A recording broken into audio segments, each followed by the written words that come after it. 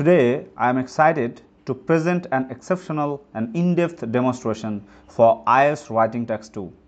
This session will elevate your skills to the next level, offering an effective and advanced learning experience that will truly empower your writing and make a real difference in your exam. Let's begin. So, আজকে আমরা আপনাদেরকে দেখাবো এমন একটা lesson যে lesson দেখলে আলহামদুলিল্লাহ writing task 2 নিয়ে যে সকল স্টুডেন্টরা পেরেশানি এবং অস্বস্তির মধ্যে আছেন তাদের জন্য একটা সহায়ক ক্লাস। সো কিভাবে আইএলটিএস রাইটিংয়ে ব্যান্ড 9 উঠাইতে হয়, সো এটার জন্য ইউনিভার্সিটি অফ কেমব্রিজের কিছু আইএলটিএস কনসালটেন্টরা একটা ডেমনস্ট্রেশন দেখাইছেন। হ্যাঁ, এই দুইজন ভদ্রলোক, একজন জেসিকা আর একজন পিটার, এই দুইজন ভদ্রলোক দেখিয়েছেন যে কিভাবে একজন স্টুডেন্ট লিখলে এক্সামিনারের যে এক্সপেকটেশন সেটাকে আপনারা মিট করতে পারবেন। তাহলে আসুন আমরা একটা রাইটিং দেখে বোঝার চেষ্টা করব যে কিভাবে রাইটিং টাস্ক 2টাকে লিখতে হয়। সো এখানে আমরা প্রথমে যে কাজটা করব, এখানে আমরা একটা জাস্ট প্রশ্নকে দেখার চেষ্টা করব। সো এটা হলো আমার প্রশ্ন, জাস্ট আমি একটু সিলেক্ট করে দিই। দেখেন আগে প্রশ্নটা আমরা আগে পড়ি। প্রথমে আমাদের কাজটা কি, যখন আমরা আইএলটিএস এক্সাম দিতে যাব তখন আমাদের প্রথম কাজ হলো আমরা যে প্রশ্নটা পাবো প্রশ্নটাকে ভালো মতো পড়ে ফেলা, পড়ে বোঝার চেষ্টা করা যে প্রশ্নটাকে আসলে কিভাবে সলভ করতে হবে, আমার কাছে আসলে কি চাওয়া হয়েছে। সো প্রশ্নটা যদি আমি পড়ি, খেয়াল করেন প্রশ্নটাতে কি বলতেছে যে many people today find it difficult, এরকম অনেক লোকজন আছে যারা কি এটা কঠিন লাগে যাদের কাছে, to balance the demands of their work and personal life. কোন ডিমান্ডটাকে ফুলফিল করার জন্য, ব্যালেন্স করার জন্য, যে তাদের ওয়ার্ক এবং পার্সোনাল লাইফের মধ্যে। What are the causes of this situation, এই সমস্যাটা কেন হয়, কজ কি, and what can individuals and employers do to reduce the problem, এই প্রবলেমটা সলভ করার জন্য এমপ্লয়ার বা ইন্ডিভিজুয়ালসরা আসলে কী করতে পারে। তাহলে পুরো প্রশ্নের মধ্যে আমরা যদি কিওয়ার্ড দাগাই, তাহলে এখানে কিওয়ার্ডকে খেয়াল করেন, একটা হলো ডিফিকাল্ট, কঠিন, কি কঠিন, ব্যালান্সিং করা কঠিন, কাকে, their work and personal life. এটাই হলো কিন্তু মেন প্রশ্ন। খেয়াল করেন যে প্রশ্নটা কি, প্রশ্নটা হলো ব্যালেন্স করাটা কঠিন, কি ব্যালেন্স করাটা, ওয়ার্ক এবং পার্সোনাল লাইফ, মানে পার্সোনাল লাইফ এবং ওয়ার্কের মধ্যে একটা ব্যালান্সিং করাটাই হলো কঠিন কাজ। সো এটার কারণটা কি, মানে কজেসটা কি, আর এর জন্য ইন্ডিভিজুয়ালস এবং এমপ্লয়ার্স যারা আছে, মানে যারা চাকরি করে এবং যারা চাকরি দেয়, তারা কি করতে পারে এটাকে রিডিউস করার জন্য, এটাকে কমানোর জন্য। সো আমাদের প্রথম কাজটা তাহলে কি, কাজটা হলো প্রশ্নটাকে পেলাম, পাওয়ার পরে আমরা আগে কিওয়ার্ড দাগায় ফেললাম যে আমার কাছে প্রশ্নটা কি বলা হয়েছে, কি চাওয়া হয়েছে, এর জন্য আমার করণীয় কি। এবং শেষে গিয়ে দেখেন লেখা আছে যে রাইট অ্যাটলিস্ট 250 ওয়ার্ডস, 250 ওয়ার্ডের মধ্যে আপনাকে লিখতে হবে। মাঝখানে বলা আছে you should give reasons for your answer and include ideas and example, আপনি আপনার নিজের লাইফের কিছু আইডিয়াজ এবং এক্সাম্পল এখানে আপনি দিতে পারেন from your own knowledge and experience. So প্রশ্নটা আমরা বুঝলাম, এটা একটা প্রবলেম সলিউশন টাইপের এসে, যে এসের মধ্যে বলা আছে যে এই প্রবলেমটা হচ্ছে, এটা কেন হচ্ছে, কারণ খুঁজে বের করো, এবং এটাকে অ্যাড্রেস করার জন্য, সমাধান করার জন্য আমাদের করণীয় কি সেটা দেখাও। তাহলে আসেন আমরা প্রথম যে কাজটা দেখব সেটা হলো যে এই প্রবলেমটাকে সলভ করার জন্য যে কোনো রাইটিং টাস্ক 2তে আপনারা যে কোনো প্রবলেম যদি সলভ করতে যান, আইএলটিএস ইনস্ট্রাক্টররা আসলে আমরা আসলে কি শেখাই, আমরা শেখাই হলো যে কেমব্রিজ, ইউনিভার্সিটি অফ কেমব্রিজ ওরা আসলে আপনার কাছে কি এক্সপেক্ট করে, এইটার উপরে আমরা আমাদের এই লার্নিংগুলো শেখাই। সো ওরা যখন আপনাকে একটা রাইটিংয়ে মার্কিং করে, এই মার্কিংটা হয় হলো মূলত 4টা ক্রাইটেরিয়াতে। এর একটার নাম হলো টাস্ক রেসপন্স। এর টাস্ক রেসপন্স মানে হলো যে আপনাকে অবশ্যই এই যে 250 ওয়ার্ড ফুলফিল করতে হবে, এর নিচে হওয়া যাবে না, উপরে করতে হবে, মানে 270, 280 এরকম ওয়ার্ডের মধ্যে লিখতে হবে। আর একটা হলো coherence and cohesion, lexical resource and grammatical range and accuracy. বাকি যে 3টা পয়েন্ট বললাম যে কোহিরেন্স, কোহিশন কীভাবে করবেন, লেক্সিক্যাল রিসোর্স বলতে কী বোঝায়, গ্রামাটিক্যাল রেঞ্জ বলতে কী বোঝায়, এগুলো নিয়ে আমরা ক্লাসের দিকে গিয়ে আলোচনা করব, তখন বুঝতে পারবেন। সো এখন আমাদের করণীয় হলো এই 250 ওয়ার্ড ফুলফিল করা।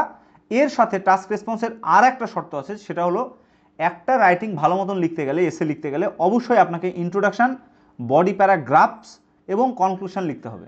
সো বডি প্যারাগ্রাফ হতে পারে আপনার 2টা, অনেকে 3টা, সো আপনার ইচ্ছা মতো। তার মানে মোটা দাগে আমরা যেটা করব, অবশ্যই একটা ইন্ট্রোডাকশান লিখব, বডি প্যারাগ্রাফ 2টা বা 3টা লিখব, আর কনক্লুশন লিখব। এ হলো আমাদের কাজ। তাহলে আসেন, তাহলে এই জায়গায় দেখেন লেখা আছে যে এক্সপ্লেনেশন অফ দ্য টাস্ক। এই টাস্কটাকে এক্সপ্লেন করার জন্য আমাদের করণীয় কি। তো ওরা বলেই দিছে যে যেহেতু এটা এ মিক্স অফ প্রবলেম সলিউশন এসে, হ্যাঁ, কজ ইফেক্ট আছে, এখানে কি কজ হইতেছে কি ইফেক্ট হইতেছে এটা দেখাতে হবে। সো আমাদেরকে প্রথম যে কাজটা আমরা করব সেটা হলো এই যে দেখেন, you should follow the same structure. এই স্ট্রাকচার মেনটেন করে তুমি কি করবা, আগে আইডিয়া টাস্ক করবা এবং গিভ 2 or 3 কজেস। আমি যে কথাটা বললাম যে আমরা বডি প্যারাগ্রাফ যখন দেখাবো তখন কি কি পয়েন্টের জন্য ওই বডি প্যারাগ্রাফগুলো লিখবো, এর জন্য আমরা 2টা বা 3টা বডি প্যারাগ্রাফ লিখবো এবং 2টা বা 3টা বডি প্যারাগ্রাফের জন্য 2টা বা 3টা কজ লিখবো, কারণ লিখবো, এবং আমরা সলিউশন দেখাবো।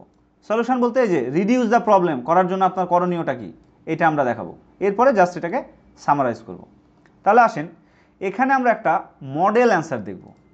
এই মডেল অ্যান্সারের মধ্যে আপনি দেখবেন যে এই অ্যান্সারটা মূলত ইউনিভার্সিটি অফ কেমব্রিজের যারা ইনস্ট্রাক্টর আছেন, যারা আপনাকে একটা ক্রাইটেরিয়া দিয়ে দিছে যে তোমাকে কিভাবে লিখতে হবে, ওনারা মূলত এই ডেমো অ্যান্সারটাকে লিখে দেখাইছে।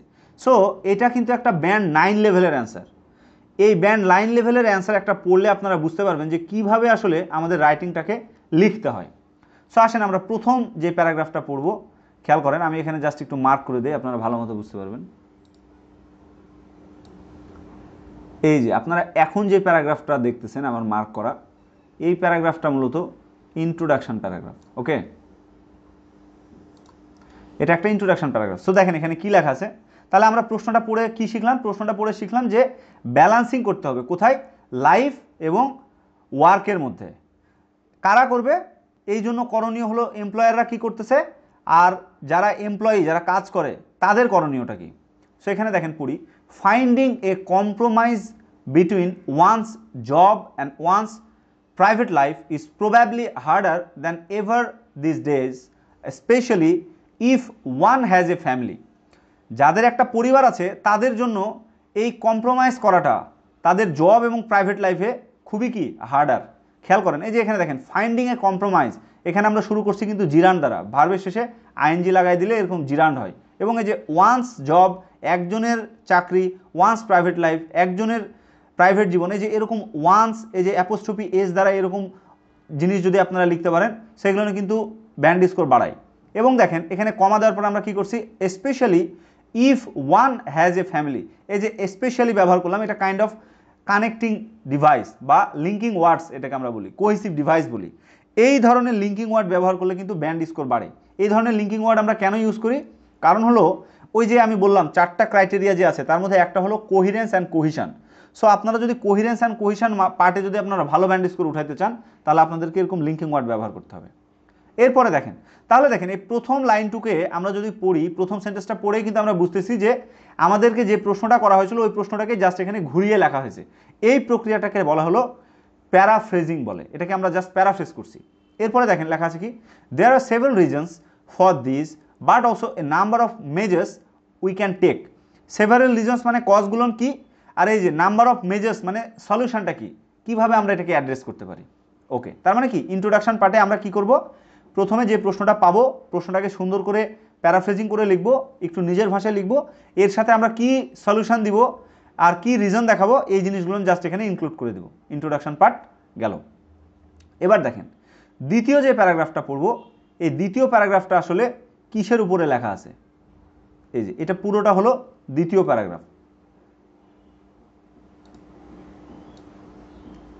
সো এই দ্বিতীয় প্যারাগ্রাফটাকে আমি একটু অন্য একটা ইয়ে দিয়ে চেঞ্জ করে দেই, কালার দিয়ে, যেন আপনারা এটাকে সহজে বুঝতে পারেন। হ্যাঁ, ধরেন এই যে এভাবে করে দিলাম। ওকে, এটা হলো দ্বিতীয় প্যারাগ্রাফ।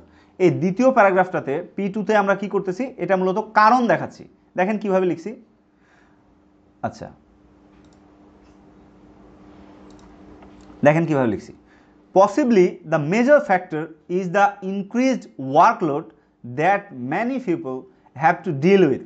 তাহলে এখানে মেন প্রবলেমটা কি, মেজর ফ্যাক্টরসটা কি, দেখেন মেজর ফ্যাক্টরসটা হলো এই যে ইনক্রিজড ওয়ার্কলোড।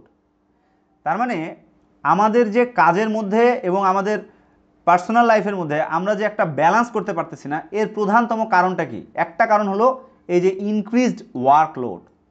সো এর কিন্তু লেখা আছে যে মেজর ফ্যাক্টর, আমরা প্রথম কারণটা দেখেন প্রথম লাইনে কিন্তু দেখা দিলাম।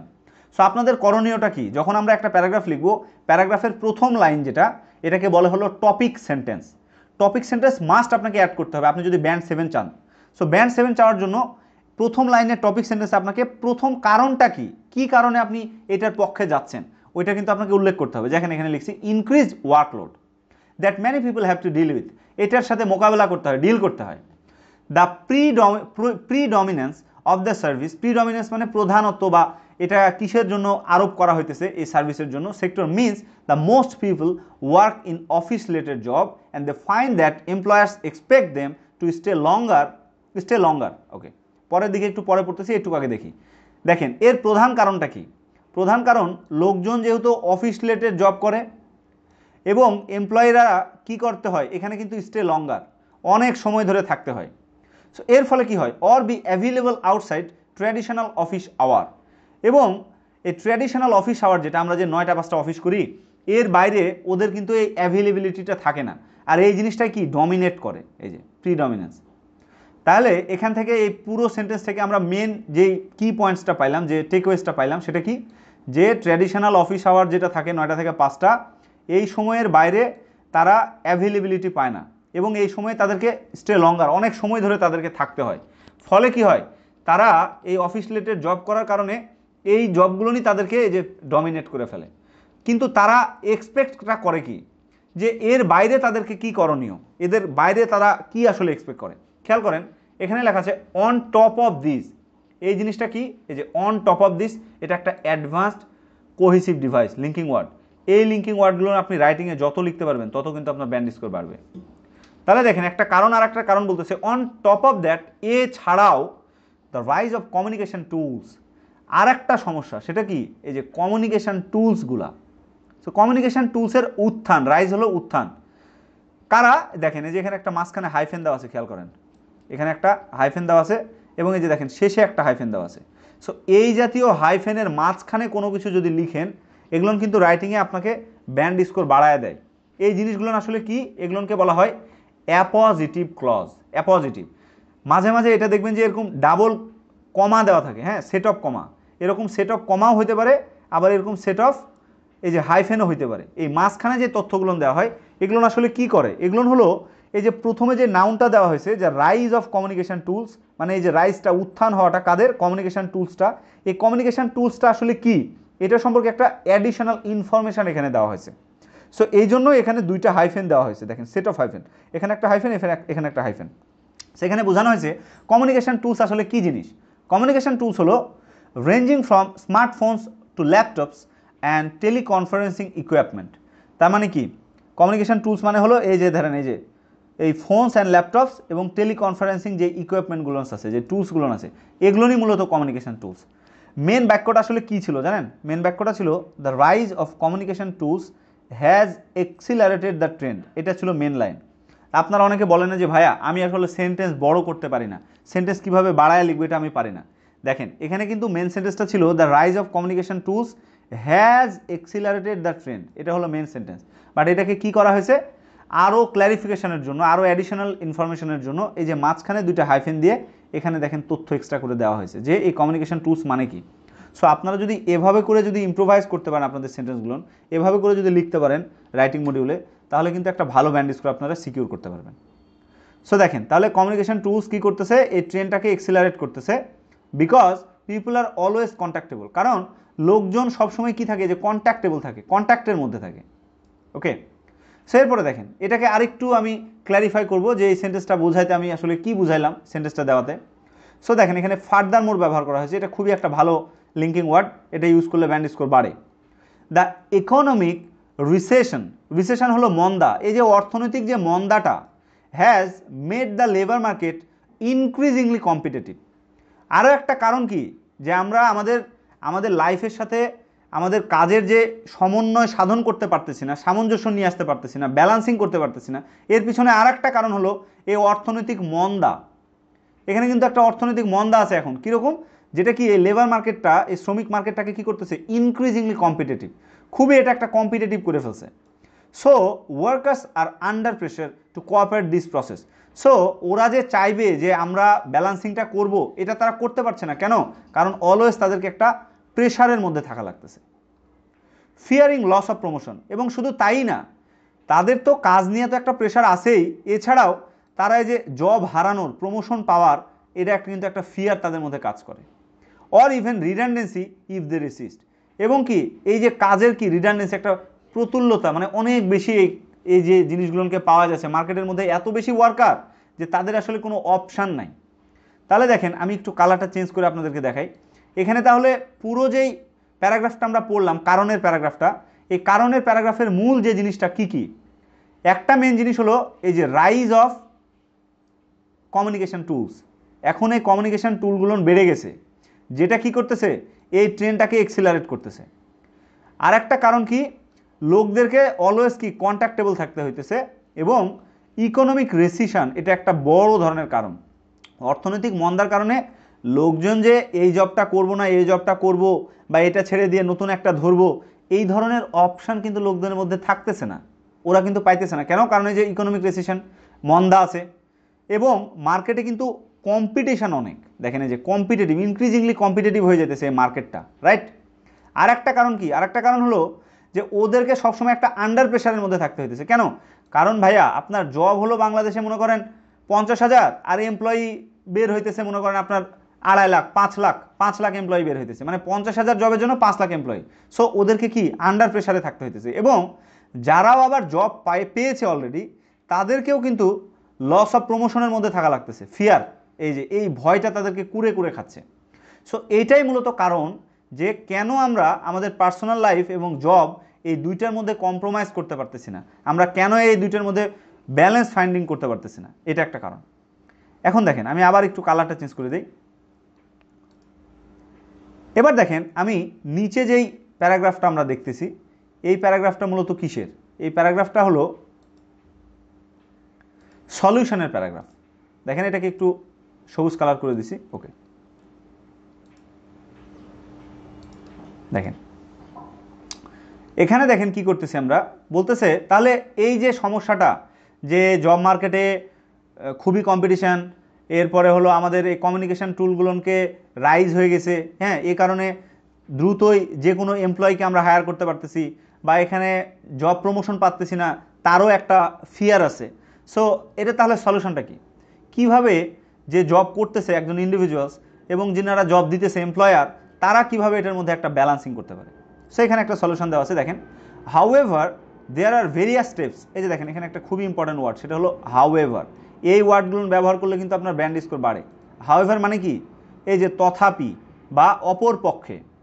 দেয়ার are various steps that can be taken to lessen the problem. Lessen মানে কি, প্রবলেমটাকে কমানো। এখন যে প্রবলেমটা আমরা পাইতেছি, এটাকে কমানোর জন্য ভেরিয়াস স্টেপস আছে।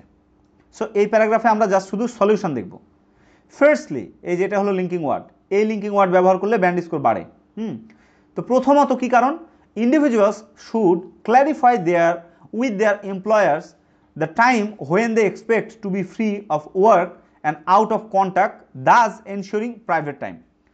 তাহলে ইন্ডিভিজুয়ালসরা কি করতে পারে, ওদেরকে ক্ল্যারিফাই করে দিতে হবে। কাদেরকে?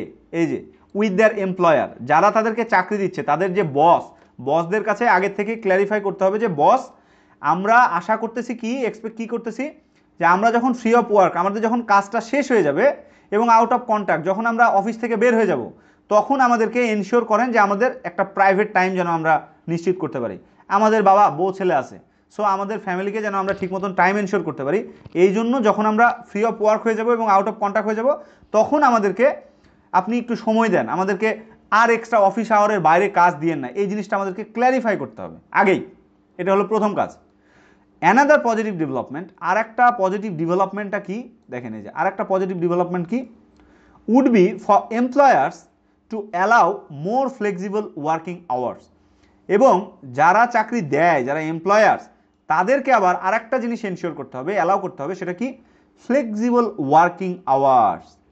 মানে এই যে কোন সময়ে কাজ করবে, ধরেন 9টা 5টার মধ্যে অফিস করলেন, এরপরে মোটামুটি আপনাকে একটা ফ্লেক্সিবল আওয়ার দেওয়া, অথবা আপনার অফিসের যে ছুটির যে দিনগুলো থাকে, উইকেন্ড যে থাকে, ফর এক্সাম্পল ধরেন ফ্রাইডেতে বা ধরেন স্যাটারডেতে, এই যে 2 দিন ফ্রি টাইম থাকে বা আমাদের অফ ডে থাকে, হ্যাঁ, উইকেন্ড থাকে, এই উইকেন্ড ডেগুলো আমাদের যেন এক্সট্রা কোনো ওয়ার্কিং আওয়ার না থাকে, এটা এনশিওর করতে হবে কাদেরকে, যে এমপ্লয়ারদেরকে, so that staff can make time off for the important family events during the working day.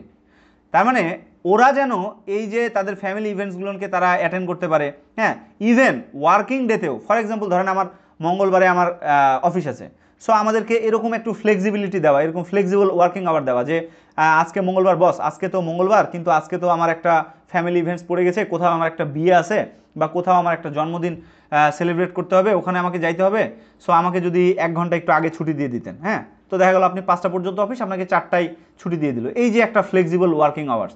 অথবা দেখা গেল মঙ্গলবারে আমার একটা বিয়ের অনুষ্ঠান আছে দুপুরবেলা, তো বসকে বললাম যে বস আমি একটু জাস্ট লাঞ্চের টাইমটা যদি আমি আরেকটু 1 ঘন্টা আমাকে বাড়াই দিতেন, আমি জাস্ট বিয়েটা অ্যাটেন্ড করেই আবার অফিসে আসতাম। সো এই যে ফ্লেক্সিবল ওয়ার্কিং আওয়ার্স, এই জিনিসটা এনশিওর করতে হবে কাকে, এমপ্লয়ারকে।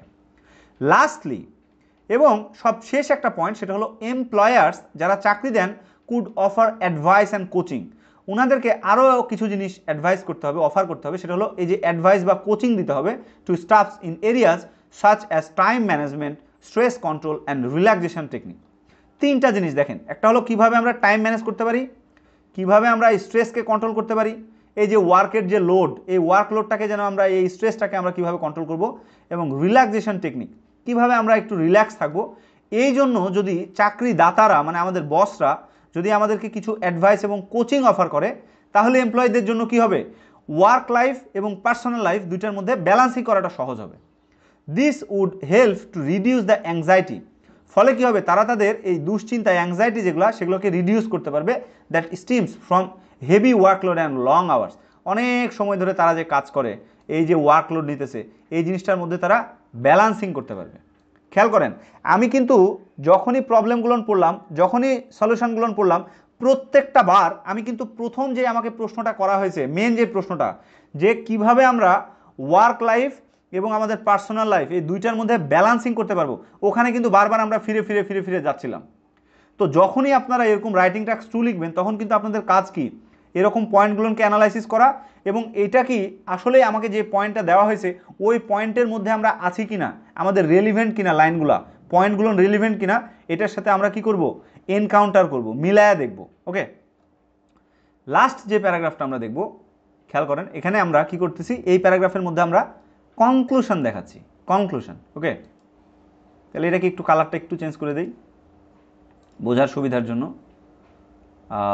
এই যে ওকে। তাহলে দেখেন এখানে আমরা কনক্লুশন করতেছি, কনক্লুশনে আমরা কি লিখব, কনক্লুশনে আমরা লিখব উপরে এতক্ষণ আমরা যে কথাবার্তাগুলো লিখছি, বিশেষ করে ইন্ট্রোডাকশন পার্টে যে কথাগুলো আমরা লিখছি, ওই কথাগুলোকে আবার এখানে প্যারাফ্রেজিং করা, আবার একটু ঘুরায়া লেখা। তাহলে দেখেন ইন সামারি, কমা দিছি এখানে, ইন সামারি বা আপনারা চাইলে ইন কনক্লুশন লিখতে পারেন। এই ইন কনক্লুশন এটা হলো একটা কানেক্টিং ওয়ার্ড, আমি বুঝাইতেছি এক্সামিনারকে যে আমি আমার লেখা মোটামুটি আমি র্যাপ আপ করে ফেলছি, এখন আমি লেখাটা শেষের দিকে আছি। We can say that technology and economics, এই যে দেখেন technology and economics R creating this situations, কোন জিনিসগুলো এই সিচুয়েশনটাকে ক্রিয়েট করতেছে, একটা হলো টেকনোলজি আর একটা হলো যে economics, but also that employees and companies together can reduce the impact, এবং এই যে যারা এমপ্লয়িজ আছে, যারা চাকরি করে এবং যারা চাকরি দেয়, এরা উভয়ই কিন্তু together can reduce the impact, এই ইম্প্যাক্টটাকে কিন্তু রিডিউস করতে পারে। খেয়াল করেন এই যে সামারির মধ্যে আমি এখানে 2টা পয়েন্ট দিছি, একটা হলো টেকনোলজি আর একটা হলো ইকোনমিক্স। এই 2টা পয়েন্টের কারণ কি, টেকনোলজি মানে হলো ওই যে কারণে আমি বলছিলাম যে রাইজ অফ কমিউনিকেশন টুলস, তার মানে টেকনোলজি মানে কি, কমিউনিকেশন টুলসগুলো রাইজ হওয়া, হ্যাঁ, একটা কারণ। আর একটা সলিউশনে গিয়ে আমি বলতেছি আর একটা কারণ ছিল কি, এই যে ইকোনমিক্স, ইকোনমিক্স মানে কি, এই যে আমি বলছিলাম প্রথমে আমরা যখন প্রবলেমের মধ্যে ছিলাম যে ইকোনমিক রিসেশন, এই যে বাজারে যে অর্থনৈতিক মন্দা, যে কারণে জব মার্কেটটা কি হয়ে গেছে, বেশি কম্পিটিটিভ হয়ে গেছে। সো এই 2টা পয়েন্টকে আমি কিন্তু আবার কনক্লুশন পার্টে গিয়ে আবার উল্লেখ করছি। সো আপনারাও যখন রাইটিং টাস্ক 2 লিখতে যাবেন, আপনাদের কাজ কি, এই মেন যে 2টা পয়েন্ট আপনি সলিউশনের জন্য আপনি যে কারণটা কি কারণে এই প্রবলেমটা হচ্ছে, এটার যে পয়েন্টগুলো বলছিলেন, এই পয়েন্টগুলো কিন্তু আবার আপনাকে উল্লেখ করতে হবে, যেমন যে এখানে টেকনোলজি এবং ইকোনমিক আমি উল্লেখ করছি। Okay, but also that employees and companies together reduce that impact, আর এভাবে করেই কি করবে, এই যে এমপ্লয়িজ দুভয় পক্ষেই, যে চাকরি করে তাকেও আগায় আসতে হবে, যিনি চাকরি দেন কোম্পানি যারা, তাদেরকেও কিন্তু আগায় আসতে হবে। সো উভয়ে যদি একত্রিত হয়ে যদি এটাকে ইফোর্ট দেয়, তাহলে কিন্তু এই প্রবলেমটাকে সলিউশন করা সম্ভব। সো এখানে দেখেন আমাদের প্রশ্নটা তাহলে কি ছিল, প্রশ্নটা ছিল কিভাবে, এটা খুবই ডিফিকাল্ট, এই যে finding it difficult to balance the demands of their work and personal life, এটা ছিল প্রবলেম। এই প্রবলেমের জন্য আমরা এই সলিউশনটা লিখছি। তো এই সলিউশন আসলে আমরা লিখি নাই, এটা ইউনিভার্সিটি অফ কেমব্রিজের যেই ইনস্ট্রাক্টররা আছেন ওনারা কিন্তু এটা লিখে দিছে যে এটা কিন্তু একটা ব্যান্ড 9 লেভেলের রেসপন্স। ওকে, সো আপনাদের মনে হতে পারে যে এই লেখাটা একটু হয়তো খাপ ছাড়া মনে হতে পারে বা মনে হতে পারে যে অনেক ছোট, এটা কিন্তু আসলে ছোট লেখা না। খেয়াল করেন এখানে কিন্তু 268টা ওয়ার্ড আছে, 268। ওকে, সো আমাদের কিন্তু টার্গেট কত, মাত্র 250টা ওয়ার্ডের মধ্যে লিখলে কিন্তু হয়ে যায়। ওরা কিন্তু বলছে যে অন্ততপক্ষে তুমি 250টা ওয়ার্ডের মধ্যে লেখো। সো আমরা কি করবো, একটু বেশি লিখবো। সো এখানে 268টা ওয়ার্ড লিখছে। এবার দেখেন এক্সামিনারের কমেন্টটা পড়েন, তাহলে আপনারা অনেক ভালো মতন বুঝতে পারবেন যে কিভাবে লিখলে আমরা আসলে ব্যান্ড 7+ একটা স্কোর আমরা উঠাইতে পারি, যদিও এটা ব্যান্ড 9 লেভেলের একটা রেসপন্স। দেখেন this essay reaches the criteria for band 9। Band 9-এর জন্য যে ক্রাইটেরিয়া ওনারা চায়, ওনাদের যে এক্সপেকটেশন, ওনাদের যে রিকোয়ারমেন্ট, এই লেখাটা কিন্তু এটাকে রিচ করছে, পরিপূর্ণ করছে। Okay, the task is answered fully, এবং এই যে টাস্কটা আমরা লিখছি এটা কিন্তু অ্যান্সার্ড ফুললি, পরিপূর্ণভাবে কিন্তু লেখা হয়েছে। খেয়াল করেন, হ্যাঁ এই যে দেখেন অ্যান্সার্ড ফুললি, খুবই একটা ইম্পর্টেন্ট জিনিস কিন্তু। ওকে, এখন দেখেন এবং সে কি বলতেছে, উইথ দ্য কজেস, কারণ কি এখানে কজগুলো সুন্দর মতন দেখানো হয়েছে, অ্যান্ড সলিউশন বিং ডিসক্রাইব, এবং এখানে কজটাও সুন্দর করে দেখানো হয়েছে এবং সলিউশন সুন্দর করে দেখানো হয়েছে যে আমরা সলিউশনটা কি হতে পারে। দেখেন আবার একটু আমি উপরের দিকে আসি, বলতেছে সলিউশন হতে পারে একটা, ফার্স্টলি একটা সলিউশন কি, যে তোমাকে প্রাইভেট টাইমটাকে এনশিওর করতে হবে, এটা হলো একটা সলিউশন। এবং এই যে free work and out of কন্ট্রোলে যখন চলে যাব তখন আমাদেরকে প্রাইভেট টাইম দিতে হবে। অ্যানাদার পজিটিভ ডেভেলপমেন্ট, দ্বিতীয় যে কারণটা কি ছিল, ফ্লেক্সিবল ওয়ার্কিং আওয়ার দিতে হবে। কিভাবে, এই যে আমাদের অফিস আওয়ারের মধ্যে যদি আমাদের কোনো ইম্পর্টেন্ট কোনো ফ্যামিলি ইভেন্টস থাকে তাহলে আমাদেরকে একটু জাস্ট 1 ঘন্টার জন্য, আধা ঘন্টার জন্য আমাদেরকে ছুটি দিল, অথবা আমরা যে অফিস আওয়ারের বাইরে যখন ফর এক্সাম্পল ধরেন উইকেন্ডেতে, ফ্রাইডেতে আমরা যখন ছুটিতে থাকি তখন আমাদের কোনো ফ্যামিলি টাইম যেন আমরা ঠিক মতন কাটাইতে পারি, তখন যেন শুক্রবারের দিন যেন এক্সট্রা আবার কাজ দিয়ে না দেয়। এবং লাস্টলি যে সলিউশনটা সেটা দিচ্ছে, সেটা দেখেন যে চেষ্টা করা এই যে স্ট্রেস কন্ট্রোল এবং টাইম ম্যানেজমেন্টের জন্য বা রিল্যাক্সেশনের জন্য এমপ্লয়ীদেরকে অ্যাডভাইস বা কোচিং প্রোভাইড করা। হ্যাঁ, তাহলে দেখেন এই যে 3টা সলিউশন কিন্তু প্রোভাইড করা হয়েছে। সো আমরা যখন এখানে এক্সামিনারের কমেন্টটা পড়তেছি, সো দেখেন এখানে বলতেছে যে সলিউশন বিং ডেসক্রাইবড, খুবই সুন্দরভাবে কিন্তু ফুললি ডেসক্রাইব করা হয়েছে এবং কজগুলোও কিন্তু ফুললি ডেসক্রাইব করা হয়েছে। And the writer discusses solution regarding both individuals and employer, এবং সলিউশন যে শুধু এক পক্ষের দেওয়া হয়েছে তা কিন্তু না, সলিউশনটা ইন্ডিভিজুয়ালস যারা চাকরি করে তাদের জন্য এবং যারা চাকরি দেয় তাদের জন্যও কিন্তু দেওয়া হয়েছে। And there are 3 ideas in each sections, so the essay feels complete. So এখান থেকে বোঝা যাচ্ছে যে এসেটা কি কমপ্লিট আছে, বাট নট টু ডিটেল, বরং অনেক বেশি ডিটেল দেওয়া হয় নাই। দেখেন অনেক স্টুডেন্টরা এই রাইটিংটাকে, দেখেন আমাদেরকে কিন্তু বলা হয়েছে যে তোমরা 250 ওয়ার্ডের মধ্যে লিখবা, এর কম লিখবা না। হ্যাঁ, কিন্তু অনেক স্টুডেন্ট দেখা যায় যে এটাকে 300 ওয়ার্ড, 320 ওয়ার্ড এভাবে করে লেখে। সো এত ওয়ার্ড লিখে দেখেন বেশি কথায় যেমন বেশি ভুল, তেমন বেশি লেখায় কিন্তু বেশি ভুল হইতে পারে আপনার অজ্ঞাতেই, মানে আপনি হয়তো বুঝতেই পারতেছেন না, আনইনটেনশনালি ভুল হয়তো হয়ে গেছে। সো আপনাদের এত বেশি লেখার দরকার নাই। সবচেয়ে ভালো হলো এই যে যেমন দেখেন এখানে 268 ওয়ার্ড লিখছে, তো আপনাদের যদি খুব ভালো লাগে তাহলে আপনারা চেষ্টা করবেন 280 ওয়ার্ডের মধ্যে লেখার, সবচেয়ে ভালো অ্যাপ্রোচ। এটাই এখানে বলছে যে, আর এখানে পুরোপুরি কিভাবে দেখাইছে খেয়াল করেন, the introduction guides the reader in what to expect. ইন্ট্রোডাকশানে সুন্দর করে বলা হয়েছে যে প্রশ্নে আসলে কি এক্সপেক্ট করা হয়েছে, এবং conclusion has a brief about effective summary, এবং কনক্লুশনে আবার কি করা হয়েছে, সুন্দর করে ইফেক্টিভ একটা সামারিও কিন্তু দিয়ে দেওয়া হয়েছে। Okay, the language used is a very high quality academic style, এবং হাই কোয়ালিটি কিছু ওয়ার্ডও, একাডেমিক ওয়ার্ড কিন্তু কিছু দেওয়া হয়েছে। যেমন এখানে বলা হয়েছে possibly the major factor, various steps, has accelerated the Trends. So এই শব্দগুলো কিন্তু একাডেমিক শব্দ, এই যে একাডেমিক স্টাইলে এই লেখাগুলো হয়েছে। সো আপনারা যখন লেখা লিখবেন তখন আপনাদেরকে এনশিওর করতে হবে যে আপনার যে ল্যাঙ্গুয়েজগুলো আপনি ব্যবহার করতেছেন সেগুলো মোটামুটি একাডেমিক স্টাইলের শব্দ কিনা। এবং দেখেন the tone is impersonal and unemotional. So এটা কিন্তু মাস্ট আপনাদেরকে এনশিওর করতে হবে। আপনারা যখন লেখা লিখবেন তখন আপনাদের খুব বেশি ব্যক্তিগত কথাবার্তা, অনেকে লেখে যে আমি এটা করছি, আমি ওইটা করছি, আমার বস এটা করে, হ্যাঁ আমার ভাই এটা করছে, এই টাইপের ওভার জেনারেলাইজ জিনিসপত্র, পার্সোনাল জিনিসপত্র সাধারণত টাস্ক 2-তে না লেখার চেষ্টা করা। হ্যাঁ, এটা কিন্তু আপনার ব্যান্ড স্কোর কমায় দেয়, খুবই ইম্পর্টেন্ট জিনিস। টাস্ক 2-তে এরকম পার্সোনাল লাইফের জিনিসপত্র একটু কম লেখা এবং ইমোশনাল জিনিসপত্র না লেখা। দেখেন এখানে লিখছে আনইমোশনাল, কারণ এই লেখার মধ্যে ইমোশনাল কোনো কথাবার্তা নাই, খুবই প্রফেশনাল কথাবার্তা বলা হয়েছে, একাডেমিক কথাবার্তা বলা হয়েছে। সো এটা আপনাদেরকে নিশ্চিত করতে হবে। হোয়াইল অলসো বিং পারসুয়েসিভ, যে জিনিসগুলো খুবই কি পারসুয়েসিভ, আপনাকে ভালো, আপনাকে টানতেছে, প্ররোচিত করতেছে। সো আমরা যদি পুরো লেখাটাকে একটু সামারি করি তাহলে আমরা কি বলবো, দেখেন আমরা যেটা করলাম সেটা হলো সুন্দর একটা ইন্ট্রোডাকশান লিখছি, ইন্ট্রোডাকশানের মধ্যে বলে দিছি যে আমাদের প্রশ্নটা কি বলা হয়েছিল এবং এই প্রশ্নটাকে সুন্দর করে আমরা প্যারাফ্রেজিং করছি এবং আমরা কি সলিউশন দেখাবো এবং কি কারণগুলো দেখাবো এটা আমরা দেখাই দিছি। সো দ্বিতীয় প্যারাগ্রাফে আমরা কি করলাম, দ্বিতীয় প্যারাগ্রাফে এসে আমরা আমাদের এখানে 2-3টা পয়েন্ট আমরা দেখালাম। একটা পয়েন্ট কি, যে এখন অর্থনৈতিক মন্দা চলতেছে, এই জন্য কম্পিটিটিভ, এখন জব পাওয়াটা আসলে মার্কেটটা খুবই কম্পিটিটিভ এবং এখানে জব পেলেও প্রমোশন পাওয়ার সম্ভাবনাটা অনেক কমে যাচ্ছে। সো এই জন্য মানুষজন কি করতেছে, তাদের এই যে অফিস ওয়ার্ক এবং তাদের নিজের যে ক্যারিয়ার, নিজের যে লাইফ, পার্সোনাল লাইফ, এই দুইটার মধ্যে খুব বেশি তারা নিয়ে আসতে পারতেছে না, সামঞ্জস্য বিধান করতে পারতেছে না, ব্যালেন্স করতে পারতেছে না। আর একটা কারণ কি, আর একটা কারণ হলো যে কমিউনিকেশন টুলসগুলা, কারণ এখন এত বেশি স্মার্টফোন, ল্যাপটপ হয়ে গেছে, যার ফলে কি দ্রুত একটা অফিস একটা এমপ্লয়ির সাথে কমিউনিকেট করতে পারতেছে।